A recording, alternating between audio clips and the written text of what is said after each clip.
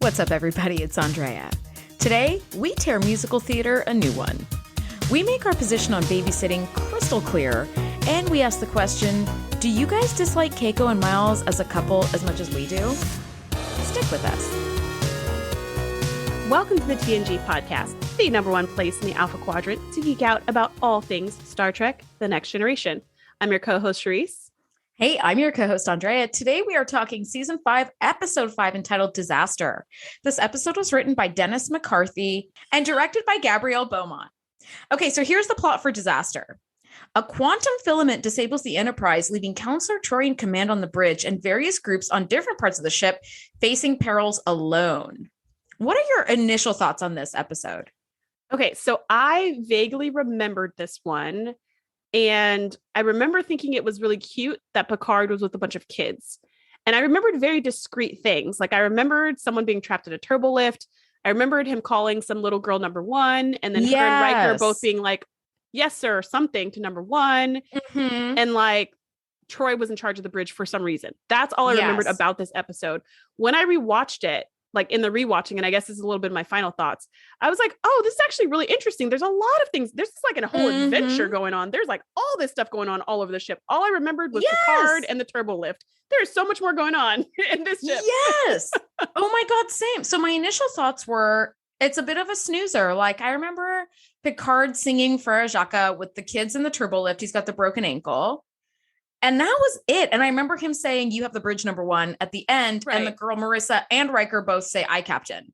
And then it's like, do, like a little like cheeky moment. Right. Yeah. But like, I don't remember anything else. I do remember the plasma fire and having to suck out all the air in the cargo bay, but I didn't know it was this episode. I just remember that as like kind of a little standalone vignette. I don't remember anything else from this episode. And I didn't remember the plasma fire? No. And I didn't remember Keiko having a baby. Like, I feel like I remember that I know that they had a kid. Yeah. I had no recollection that they had the kid so early on in the introduction of the character of Keiko. I think this is our third time seeing her of ever. And now she's like ready to burst. Yeah. I didn't remember anything else. I didn't remember Farajaka. That was like, I was like, what? Huh? You don't remember that? Oh God, that's so iconic to me. There's a lot of stuff going on in this episode. It actually was really fun to watch because it was like, oh my gosh. This episode is very much like a slice of life, right? Like you see these little snippets of things that are going on, different parts of the ship. Everything is cruising along cool. And suddenly, bam, this quantum filament hits the Enterprise, or the Enterprise hits the quantum filament. And they get severely fucked up. There's no other word for it. Yeah. Like main computer's down, people's arms and legs are broken, life support is killed. Off. They're on secondary life dead support. Person. Like they get really fucked up, like in a bad way. And it's like, whoa, oh my God. Just that one thing alone, just the main computer is down. That one thing alone, the thing that controls the whole effing ship. From the temperature to the oxygen, to the food, to the showers, to the medicine, everything is created by the computer that is now offline. Yes. That alone is terrifying. Yes. So a couple of things that stand out in this episode. And then Shereese, what I'd like to do, if that's cool with you, is like, because we have these sort of four main storylines, we can kind of do each one from start to finish. Yeah, that sounds like a good otherwise plan. We're bouncing around a lot. Like the episode did, which was really exciting. And you should watch it if you haven't seen this one yet. But listening to a teardown of an episode that bounced around a lot maybe isn't as fun as watching the episode itself. I mean, that's just me. But there are a couple of external shots of the Enterprise as like we come back from commercial, and it looks so spooky with like all the lights off, and it's just absolutely dead in the water. And it's like, whoa, the thought. And even as a little kid, I understood this. Like, you're just adrift in space.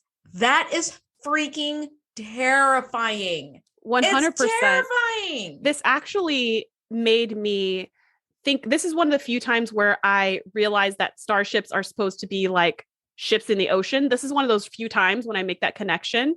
When they go adrift, and in this scene where there's this huge crash and everyone physically falls off their chairs and the turbo lift screeches to a halt and then plummets several decks and all of this, it makes me think of a submarine. And I just think, again, submarines are terrifying, right? Like you are trapped. Instead of being surrounded by water that could crush you, you're surrounded by the vacuum of space. But the same kind of principle remains that you can't leave. You can't just walk out if this isn't going well. You're trapped. And it's really scary. And it made me appreciate how brave everyone is to live on a spaceship. to actually live Yes. there. Like you can't leave if something goes down on that ship. If everything locks down and all the doors are closed and you can't, it's kind of like that thought of having a fully smart automated home. And you're like, what if the AI turns evil? Or what if there's a power shortage? Right. And now you're trapped in your room or your bathroom or your bed, whatever, because all the smart locks are closed. And that's kind of what I'm thinking, especially when the bridge locked down because the main computer was off and all the bulkheads dropped and stuff. And I was like, oh my gosh, you can't get out of the bridge. You can't get into the bridge. Yes. You're completely trapped. You're completely trapped. This actually reminds me of a maritime disaster. The first submarine ever built was a very long time ago. It was called the Hunley. And it was really just like, submarines are basically like a little tube that are sealed off at both ends, but it was very, very narrow because it was the first one and it was operated by a crank, like a crankshaft. So men would just sit inside of it and they would just crank away. Like they'd all sit in a row and crank. And their main job was to like stick some explosives onto like this boat in the dead of night and then like quickly kind of like crank away. Except I don't think they got far enough away from the explosion. And so the explosion like locked their hatch in. So they were trapped in there and they just ran out of air and like all died just trapped in there. And it was horrific. And actually, I was doing a little bit of reading about it where like in the year 2000, they found the Hunley and were able to like bring it up and like, they excavated the bodies and stuff. And the bodies were all found like at their stations, just sitting like, because where could they go?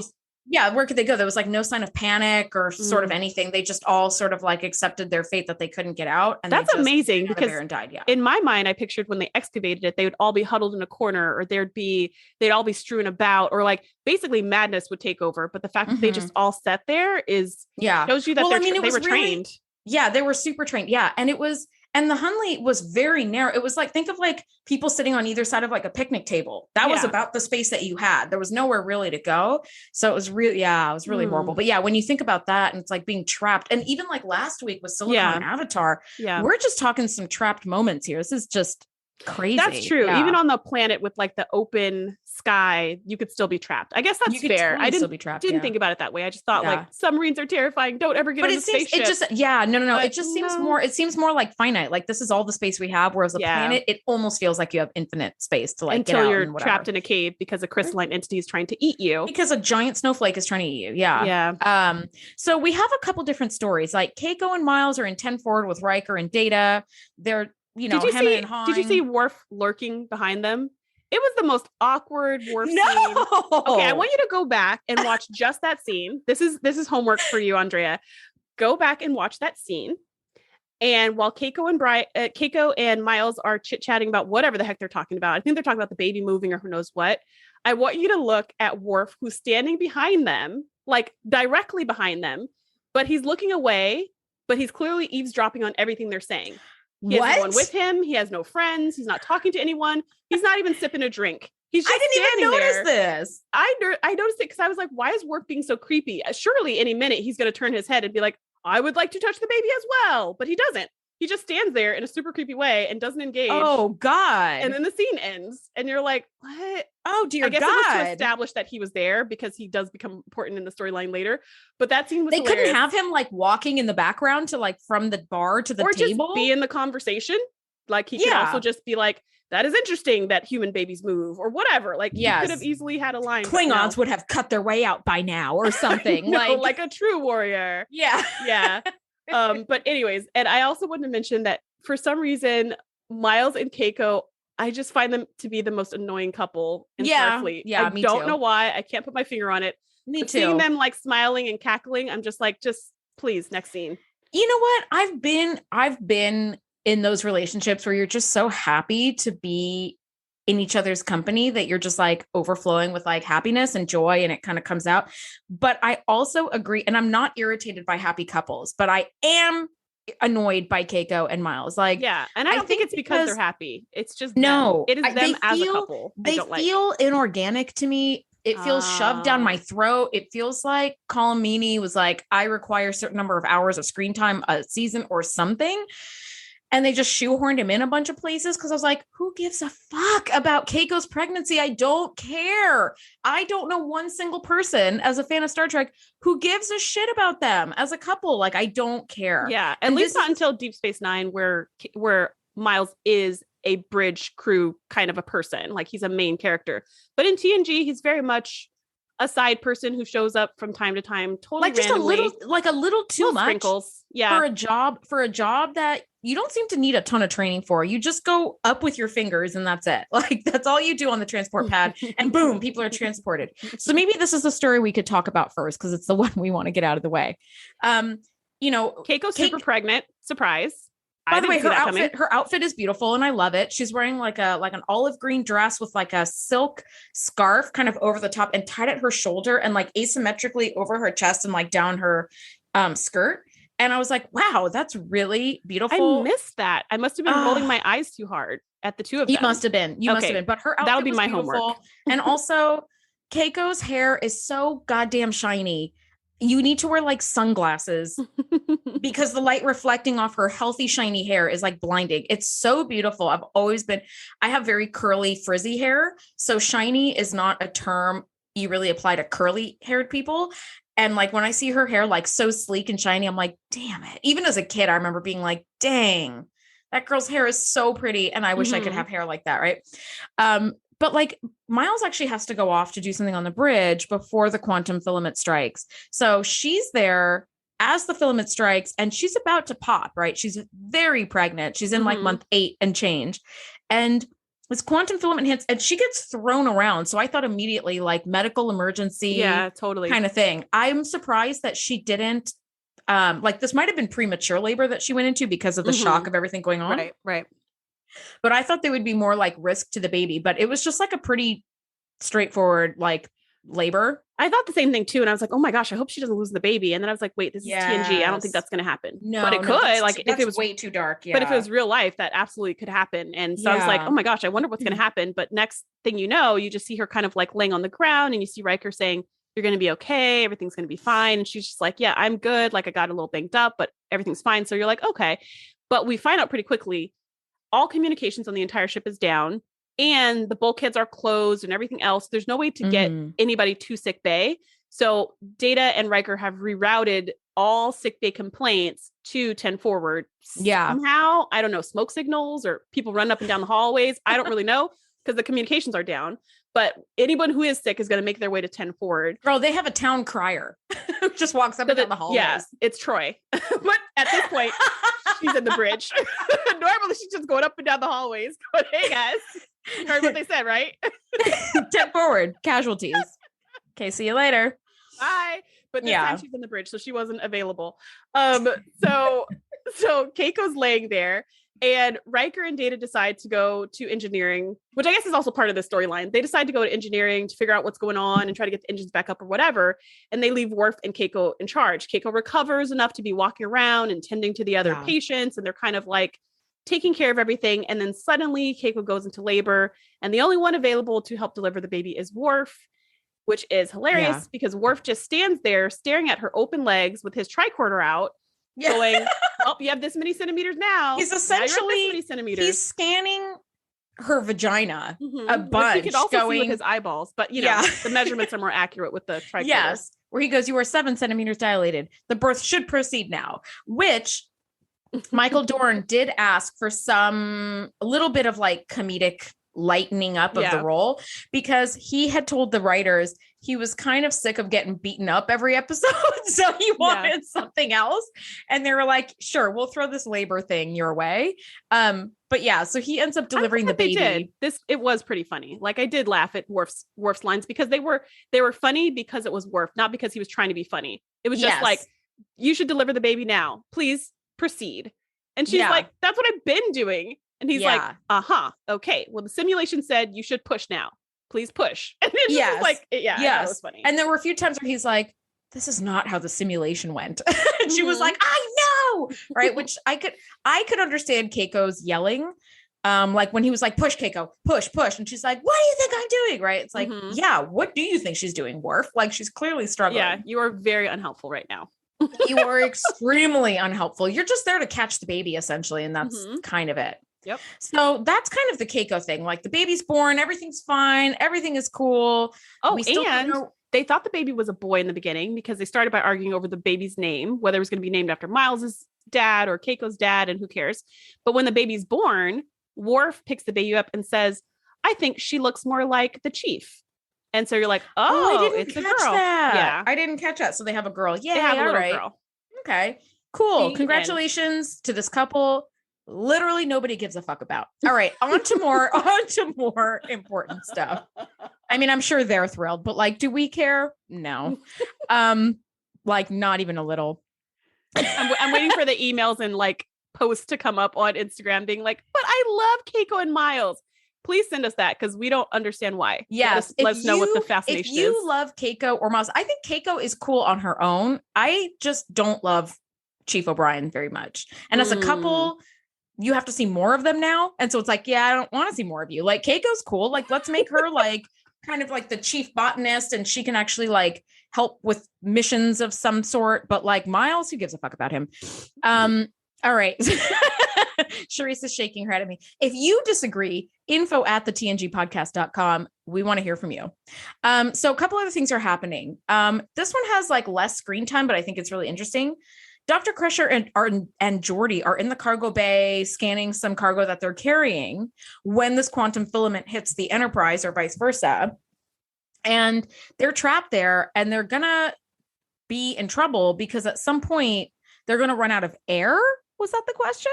Well, no, I don't think they were going to run out of air in the beginning. They were just trapped inside. Whatever they did, they couldn't open up the hatches. And then that's right. Right. And then she said, well, is there some manual way that you could pry open the doors? And he goes, yeah, we have these like circle suction things, which I forget what he calls them, but those circle suction things that they always use whenever the doors get stuck and they just like pry them open. So he goes to get them and the wall explodes in his face. Yeah. Because the conduit behind it got damaged or whatever in the accident. And now we have this plasma fire. So the plasma fire was actually causing a little bit of danger, but the bigger danger was all these barrels they were scanning were full of radioactive material, and plasma fire plus radioactive material equals death. So it was causing the radiation to seep out of those bins. Yeah, that's what was going to kill them. So they had like a matter of hours before they died from massive radiation poisoning. Yes, and they couldn't put out the fire. Yeah, with the exception, so we had like two main ship explodey scenarios. One was on the bridge when they realized that the secondary containment on the warp engine was failing. And like, if they didn't get it up in time, the ship would explode. And then Dr. Crusher and Geordi in the cargo bay being like, if we don't get this plasma fire under control and stop it, the radiation it's leaking is going to cause these cargo bins to explode, which is going to blow a huge hole in the ship. So we've got like lots of explodey scenarios that we need to put the kibosh on. And I love that what they decided to do. And this is such a classic like vignette that stands out in my mind. They decide that they're going to open the cargo bay hatch and blow out all the air out of the cargo bay. They were going to hold into space. And it was also going to suck out the barrels, but who cares? Because what we really need is to kill the oxygen in the room to stop the fire from happening. Now, as I check my notes, I realized that the thing they said they were going to hold on to not get sucked out into the blackness of space was a small ladder in the room. And I was like, okay. They didn't tie themselves to it. I was like, Beverly, they just held on really tightly with their hands. And I guess that works for you. No, I feel like that would not at all. Yeah. That doesn't work in like any other movie or show I've ever seen about the vacuum of space opening up and all the explosive impact of that oxygen leaving.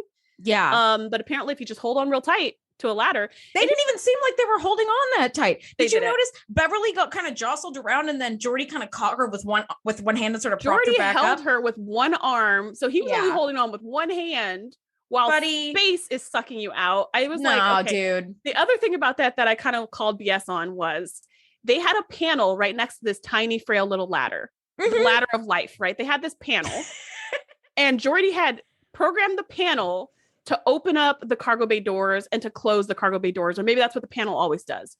But in order to repressurize the cargo bay, in order to put the oxygen back in after the fire's out, they had to go to a panel on the other side of the cargo bay. Now, Beverly told us all the things that happen when you're exposed to space, which includes only 15 seconds of consciousness, which includes all the skin that's exposed to space gets burned and blistered, like all this crazy stuff, which by the way, none of that happened to them, which I feel like it should have. But anyways, and I thought, okay, we've already established that we could literally fly the Enterprise from absolutely any panel on this ship. Yeah. Why don't you just reroute that bad boy? if Jordy could just reach behind himself maybe reroute that first before you blow out the cargo bay door so you could hit 2 buttons and be done. Come on. Like if the pressure wasn't strong enough to pull him off the ladder of life, when he reached back to push the button to close the door, he could have just pushed the button next to that button to repressurize the room. See, my initial thought on this was, Beverly, rip up your lab coat into strips, weave them together quickly, like braid it together quickly to make it stronger, and tie you and Jordy down to this thing, because holding on, and she said, our fingers will get numb, our hands will get numb. How are you supposed to hold on? And this thing, she's fluttering around like she's maybe like taking the Staten Island ferry, and there's just kind of like a good amount of like wind, but not deep space. Come on now. Come on. And it actually reminds me of some other more space realistic shows that I've seen when people get blown into space. Like I'm thinking of Battlestar Galactica, and I'm thinking of The Expanse. And there is a scene in The Expanse when a woman does go out into space for like 30 seconds. She's going from one ship to another. It's a total like Hail Mary move, and she's trying to escape the bad guys.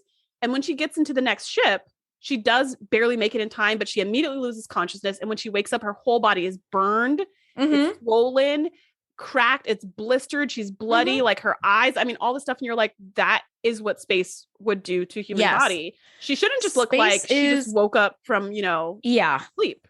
Yeah, no, space, I looked it up once because one of my students asked, and I was like, oh, good question. Space is like negative 450 degrees Fahrenheit. It's the coldest thing in the universe. Okay. One. Number two, interesting.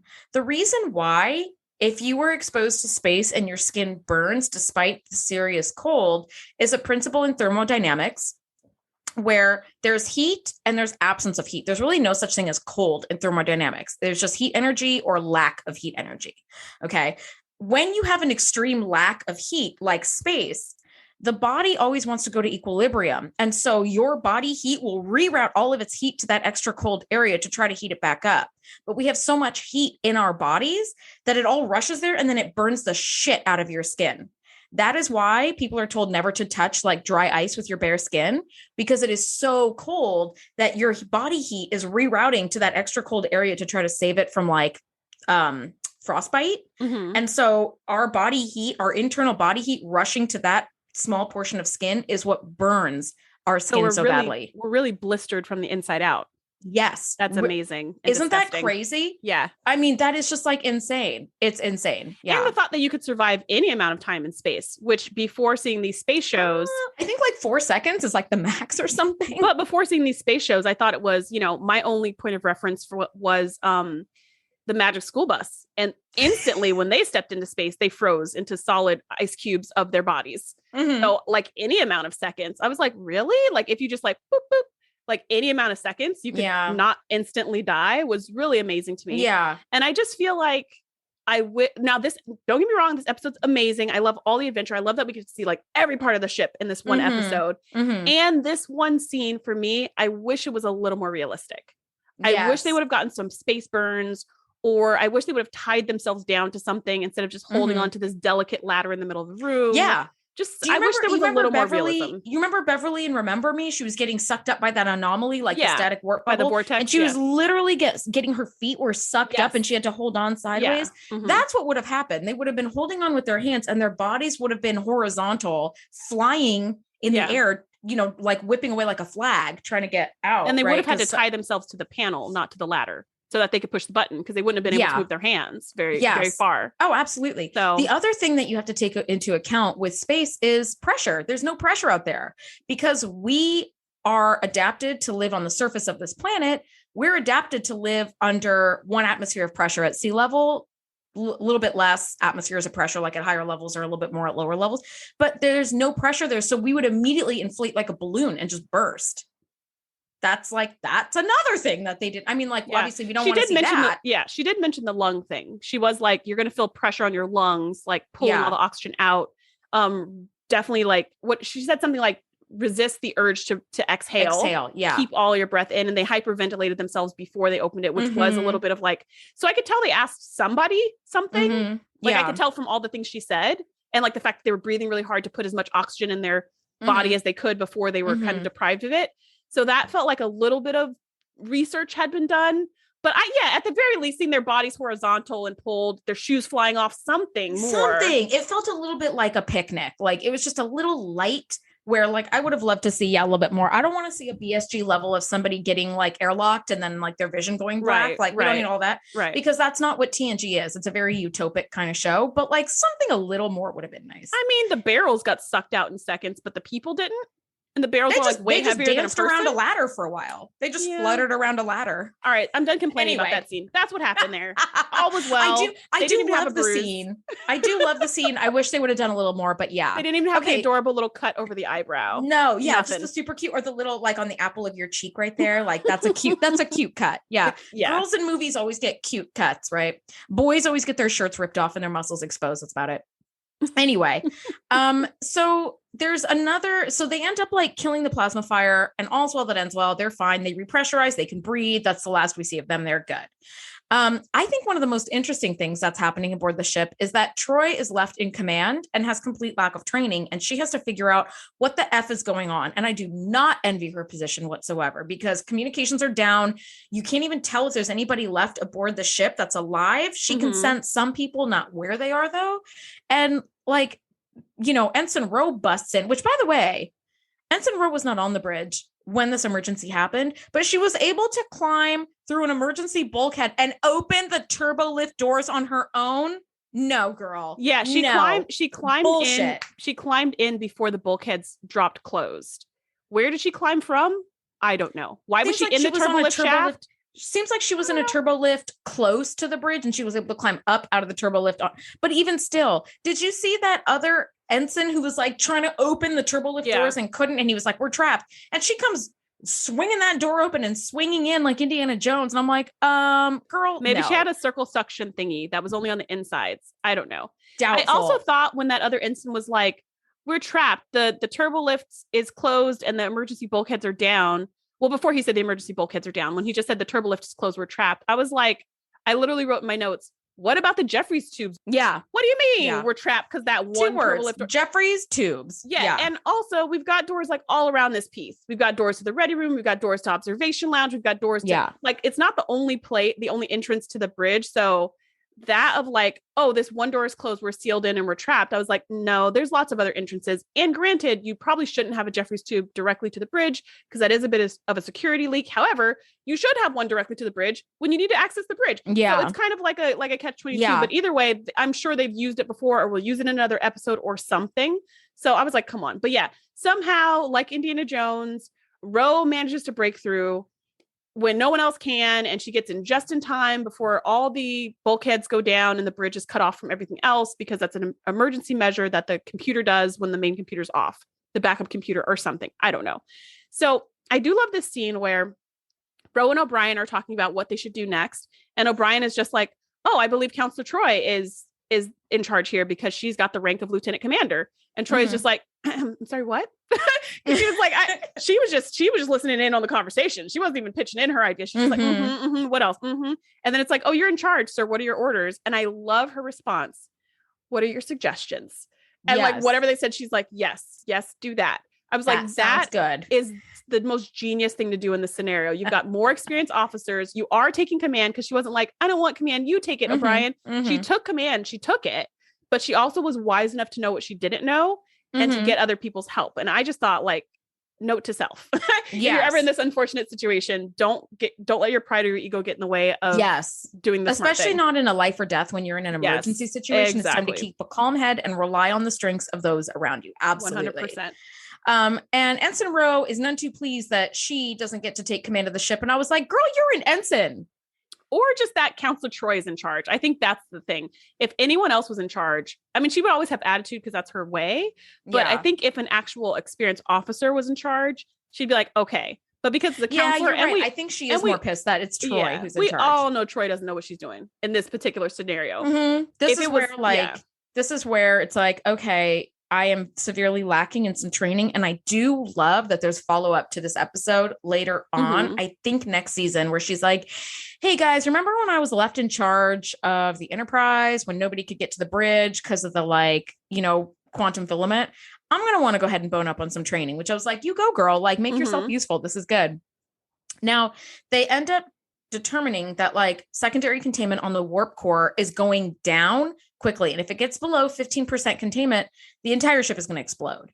And it just feels like, okay, after the plasma fire potential explosion and this, it feels like The Simpsons that became a running gag where like something would crash, like a fire truck would crash and explode into flames. And then an ice cream truck would explode into flames when it crashed. And then it was like a tricycle tipped over and exploded into flames. Like everything has a risk of exploding into flames. And I think at one point, like a kite very gently like fluttered down to the ground and then like exploded into flames.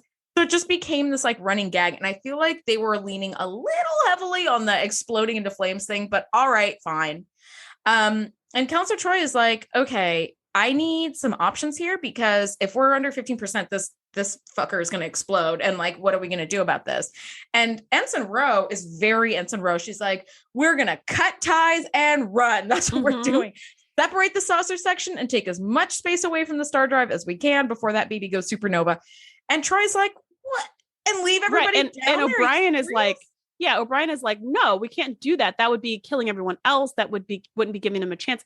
Everything O'Brien said, I agreed with. And I wanted him to come up with an alternate strategy. Yes. I was like, yes, we all know that leaving everybody else to die sucks. Ro even said that. She was like, we don't know if anyone's alive. If someone was alive, I wouldn't want to be left behind. Like, I wouldn't want that either, but we don't even know that. So, Ro at least has a plan for at least somebody to survive. The four of them will make it, but what I totally agree with O'Brien that they need to figure out some other way, but I really was waiting for him to come up with a suggestion and he didn't. It was just like, no, you're wrong. Okay. That's not helpful. That's not helping Troy make a decision. So Troy just goes, well, just keep doing what you're doing then, I guess. And we'll just like keep our eyes on it and see what happens. And it's like, oof. And you can see going down though. Yes, like the it's going down. Of containment is going down and we're going to need to do some quick fixies here, people.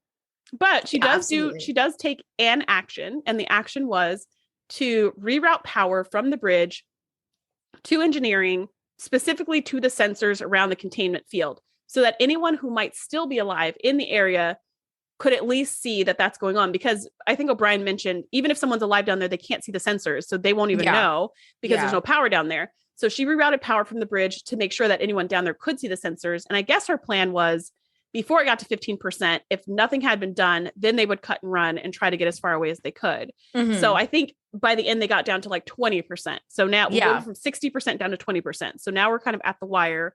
And then at the last second, it does get restored. And that's kind of the end of their storyline.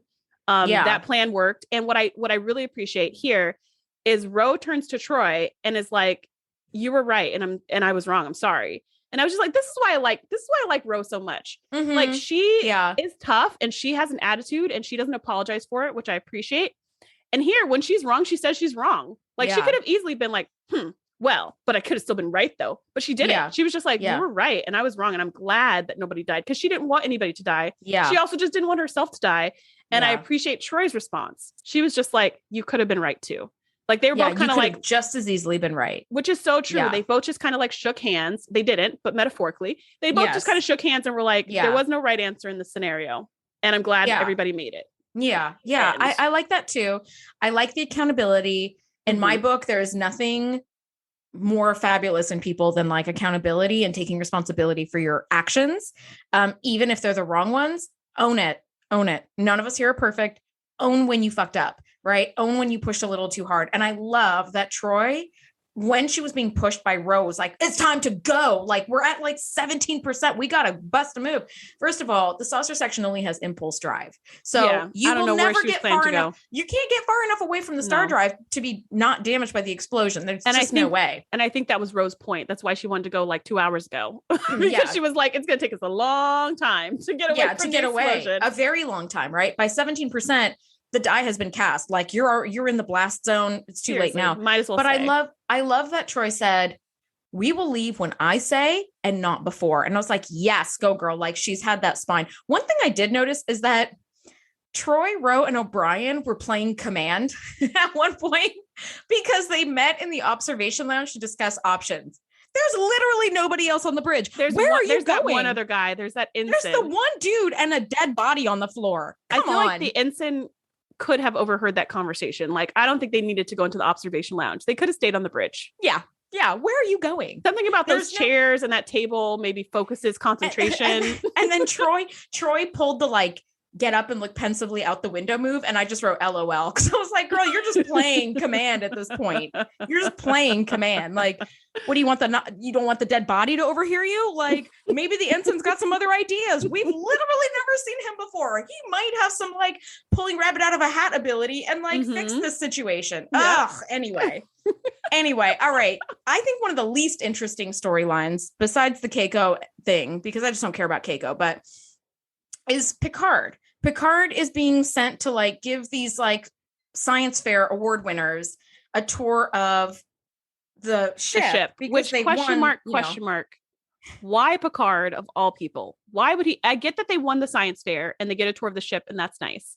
There are over 1,000 people on this ship. Yeah. I don't think it's appropriate for the captain to be the one to give a tour. Yeah. I think it feels like a big enough prize where like, if you win this, like the captain can like show you around the ship or whatever, which by the way, you live on the ship. You already know where everything is, unless it's going to take you to restricted areas, which he won't. You already know where everything is. Like, where are you going? Yeah. The Arboretum, dude, I picnic here with my mom every Monday afternoon. Like there's nothing new to see here. So yeah, I agree with you. I feel like if anything, the prize should have been like the XO will take you around. Yeah, that feels like a big enough prize without the captain having to be busy with this other shit that doesn't matter. Well, all right, whatever. And the second they get in the turbo lift, the quantum filament hits them and Picard's ankle gets busted. And these kids start crying, which is Picard's nightmare and mine. And is like, they're like, we're all going to die. And he's like, no, we're not going to die. I need you to keep it together. And they're like, like, it's just like even more crying. Yeah, it was the least effective pep talk in the history of man. Oh, by the way, mentioning the quantum filament, do you remember the scene where Troy is talking to O'Brien? And then she goes, oh, is it like that quantum string that they saw that long Yeah, like and he's like, ago? You couldn't be more wrong, by the way, Troy. She's like, yeah, exactly. I was like laughing so hard at that. No, it's a completely different phenomenon. Obviously, Troy, what a stupid question. And I love how she just quietly just kind of looks at the monitor. Right. She's just like, and like, okay. Yep. She totally like just like kind of shrinks a little bit that moment. And I kind of felt like, seriously, O'Brien, seriously, that string was stupid. And this quantum filament is stupider. So don't be making her feel bad about it. I'm sorry. You're telling me the properties of both are that they can be hundreds of miles long, have zero width and zero mass. And I sound like an idiot for suggesting it might be like the same thing. The same thing. Yeah. I was the same way. I was dare you, sir. Yeah. And I mean, O'Brien wasn't a jerk about it. I'm totally exaggerating. However, I just felt like these are the same thing. Don't be trying to make her feel dumb. Don't try to make her feel dumb. Also, she's trying the best she can. She's got a play kit, right, with her. She's playing patty cakes with her little plastic pans, and you're out here trying to make her feel stupid. It's like she's doing the best she can with the tools that she has. And the tools that she has are linguistics expert and hypnotist. Okay, that's it. That's all she's got. And an empath and sometimes mind reader. That's all she's got, okay? Nothing in this scenario. Dream communicator. Nothing about this says subspace like physicist. She's trying the best she can. She has the most interesting toolbox, I have to say, of anyone. She really does. She really does. Anyway. Okay, so back to the Picard, when you said that quantum, I was just like, that is the string, man. That's the string. That's a gigantic, huge string. I thought the same thing when I saw that, and I meant to write it down, but then I forgot. But yeah. So Picard is like trying to pep up his team, and he's like, how about this? I'm going to give you guys each a pip off my collar. I'm going to give you some sort of superfluous like command and make you part of my crew so I could, rally the troops and get you all to work together. I actually really liked that. I thought that was super cute. Like I like the 2 pips for her number 1, and the other officers each got 1 pip. And I love how the last one who was waiting was Patterson was like, can I join the crew? Yeah. And he's like, you were in charge of radishes, right? Like some sort. And by the way, his experiment was described in the most kid terms ever. It was so real. Yeah. Because he was like, what was your experiment? Because like one kid was like, I've observed the patterns of subspace community. Dude, no, you didn't. Like, and if you did, that's not how it's described by a 10-year-old. Yeah. But this 8-year-old was like, I grew some radishes and some weird dirt and they came out looking weird. And I was like, that right there is how kids talk. That's exactly how this kid. So I called him Radish Boy going forward because I couldn't remember his name. So Marissa, the subspace kid, and Radish Boy end up Jay Gordon. Thank you, Jay Gordon. That's right. They end up opening a panel, pulling out all the fiber optic cable, which I was like, do you have any to spare for Geordi and Crusher? Because they are not trying themselves to shit. Okay. that should be thinking of this kind of shit. And these kids are like, let's tie ourselves together like a chain. So if one person falls, we can all take the weight. Thank you, kids and Picard, for coming up with this. So they tie themselves together and they end up making their way out of the turbo lift, which I had a question about this. They didn't show it, obviously, because it's not realistic, but how on earth did Picard climb out of a turbo lift with a broken ankle, and you have to like jump or at all to catch the hatch? It. Yeah, you can't reach the hatch. How did you climb it? I could see how he helped the kids. He got the like, kid. You lift them he and got kind of shove them up. because he got one kid up. I think it was Jay Gordon who he got out and asked him about like the emergency lock system, what was going on with it, what it looked like, and that's why Picard one was like broken. Why Picard was like, okay, now this elevator is going to drop, this turbo lift is going to drop at some point, so we need to get you kids out of here as soon as possible. So it made sense that he was tall enough to put every single kid out, but it didn't make any sense how he himself got out even without the broken ankle, because he couldn't reach and no one could pull him up. Unless he's got unless he's got like ultra upper body strength that we didn't know about. This is not possible. But anyway, I'm gonna say he used the circle suction thingies to suction to the side of the wall and then just pulled himself up like a rock climber. We're gonna go with that. You're really big on that circle suction thing. This episode. Yeah, he named it. Jordy totally said the name of it. And I knew what he was talking about, but I don't remember what it was. I don't remember like it. Manual door opener, override, something manual override, maybe. I don't know. Anyway, he magicked himself out of the turbo lift, and they're all climbing. And poor Picard is climbing with a broken ankle, which means his bad leg is hanging down, and he's got to do a little hop up to every rung on the ladder, which I have done that, and it's freaking exhausting. And I'm in good shape, and that's really, really hard to do up a metal ladder with little skinny rungs that are like painful to hold on to. I was like, oof, I don't want to be in this position.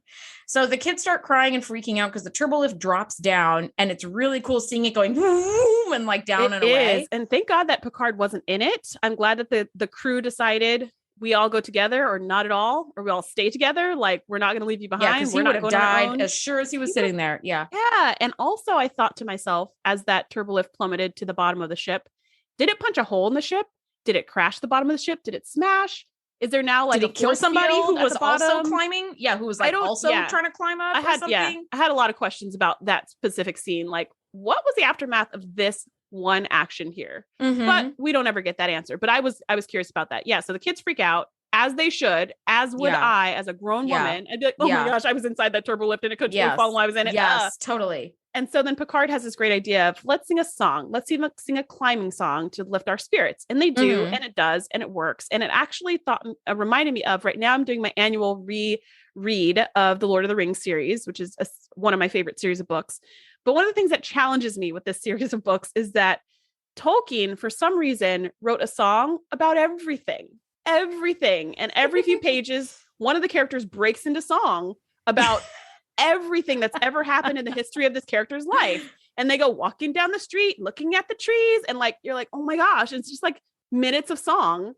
And it's so frustrating to me. And I used to, when I would read the books as books, I would just flip the pages because the songs would all be italicized. So I would just keep flipping pages until I didn't see any more italics. And then I'd go back on with the story. But now I do audiobook. So there's no way to flip the pages. I don't know how many pages. So I'm just like, Alexa, fast forward 2 minutes. I hope that didn't just skip everybody's 2 minutes forward in our show. But I just keep fast forwarding minutes until like the song, until the reader stops singing. So when I was watching this episode and he was like, we need a climbing song, I was like, oh God, not another song. Not another song. Oh my God. We need a walking song and an eating song. And let me tell you, I love going to the theater. I usually only go to the theater around like Thanksgiving and Christmas, because that's when like it's time to go out and do fancy things, right? So like my mom and I usually go to the theater, and like around that time of year is like where all the big productions are coming out locally and whatever. And girl, we went to see a production of Anything Goes, which is this like really cute musical. But when they say musical, they meant musical as fuck, okay? Because and I was like, by the end, I was like, no more songs! Like I was so upset. Girl, somebody would like walk down the street and buy an apple and be like, I've got an apple today. It's a great day. And then the song would go on for 10 freaking minutes and then end. And then somebody else would like pass that person right on stage and like stub their toe and be like, stub my toe. I was like, stop with this. Like there was 3 words maximum spoken between each song. And I was like, dear God, please no more. Like I felt like Jordy in The Mind's Eye, where his eyes were open. He was just forced to watch. It's like, please, no more songs. I agree with you. The last musical I saw, actually the second to last musical I saw, I was like, I never want to see a musical again. And I like a good musical, but I was just like, I can't do this anymore. And then there was another musical that me and my mom went to see like months later.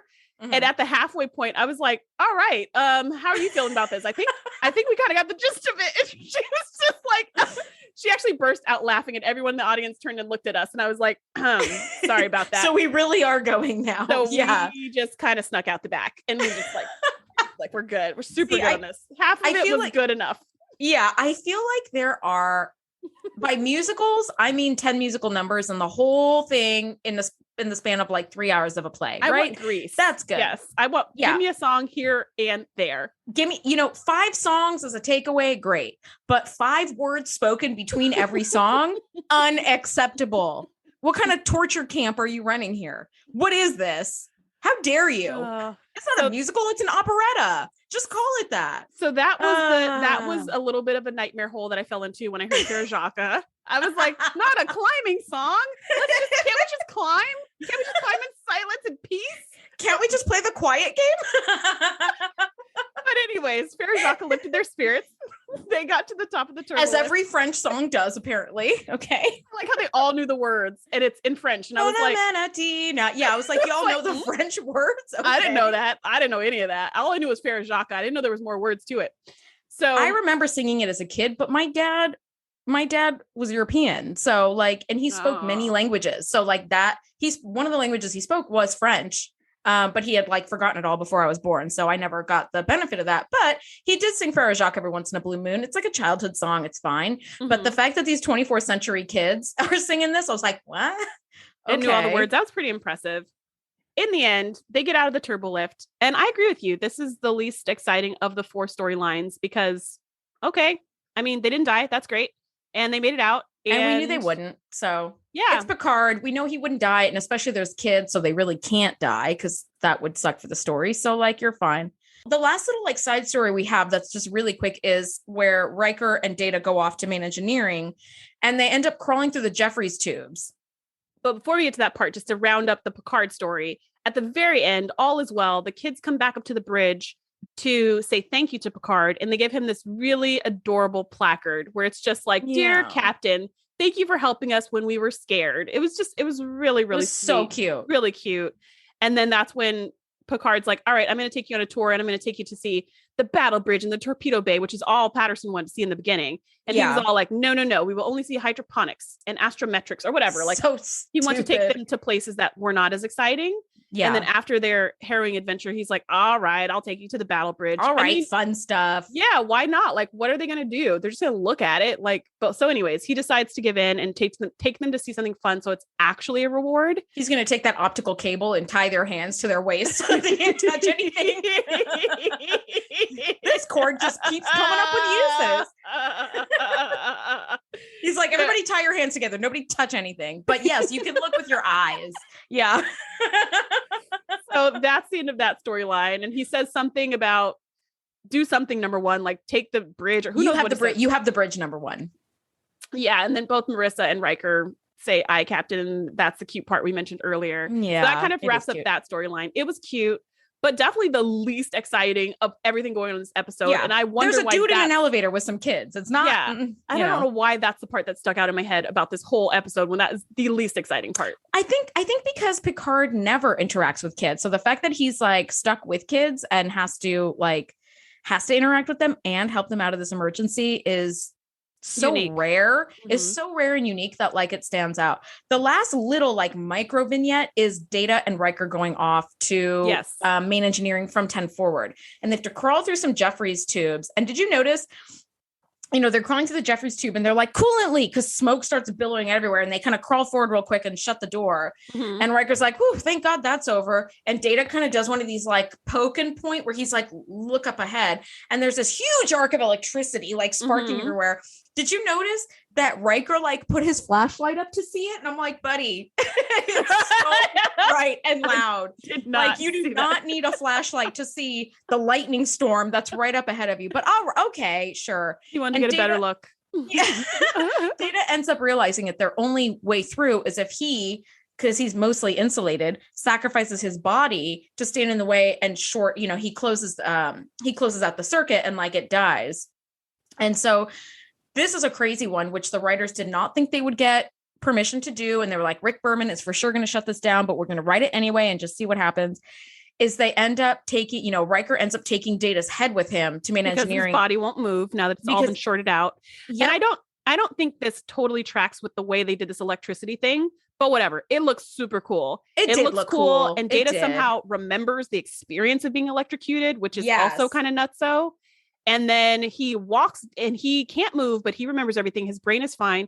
So he walks Riker through how to dismantle his head from his body. Because Riker was like, I can't leave you behind because I might need your help when I get to engineering. And he's like, okay, I'll just tell you how to take my head off.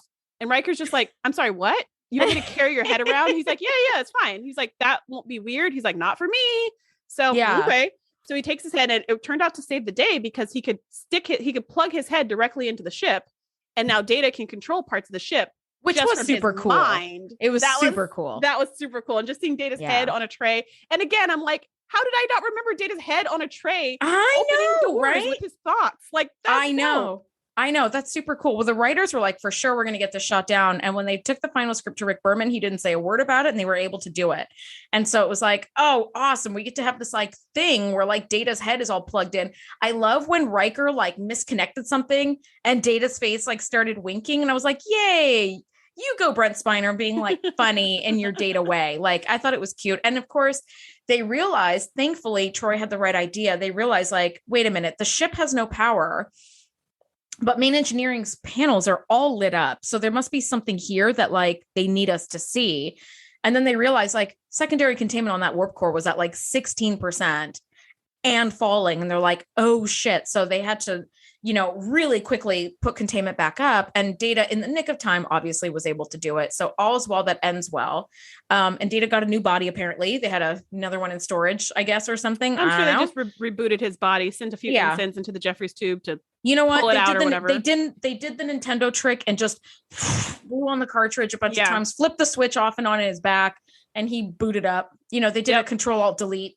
And now that I think about it, they wouldn't even need somebody to drag his body out. They just do a site-to-site transport wherever Data's head may be. Data can walk them through, plug it in back in, and bring him back up.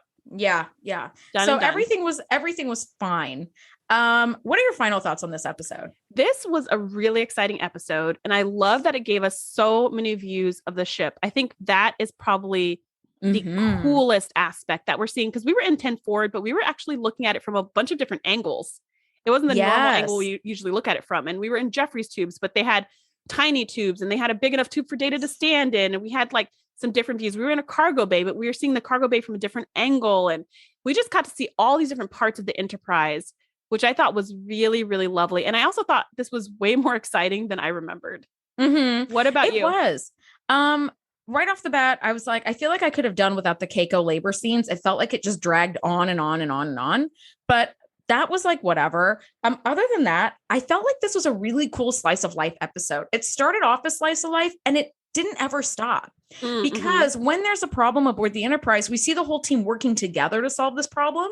So it's really cool to see how different people tackle different problems. Like, even if the problem is the same and Geordi's trying to handle it from engineering and Picard's on the bridge and Crusher is on standby in sickbay waiting to like receive injured colonists or whatever, like it's one problem. This was like 8 different problems and 8 different teams working on those problems. And they never communicated with each other because they weren't able to. So it felt really cool. It felt like slice of life continued. I really enjoyed this. I think I will rewatch this episode, but maybe just fast forward through the like Keiko stuff and fast forward through the turbo lift stuff. Cause like, that's not really exciting, but the cargo bay and watching Troy, like kind of take the mantle of command, I thought it was really neat. I enjoyed it. On that note, next week, we are talking season 5, episode 6, The Game, which is extremely creepy. Look forward to breaking that down with you, Shereese. Thank you so much for nerding out with us, everybody, and for listening along with us. And we will see you next week. Bye. Thanks for geeking out with us. Be sure to join the crew at thetngpodcast.com to be the first to know when we do our live shows or host events exclusively for our members. We'll see you next time.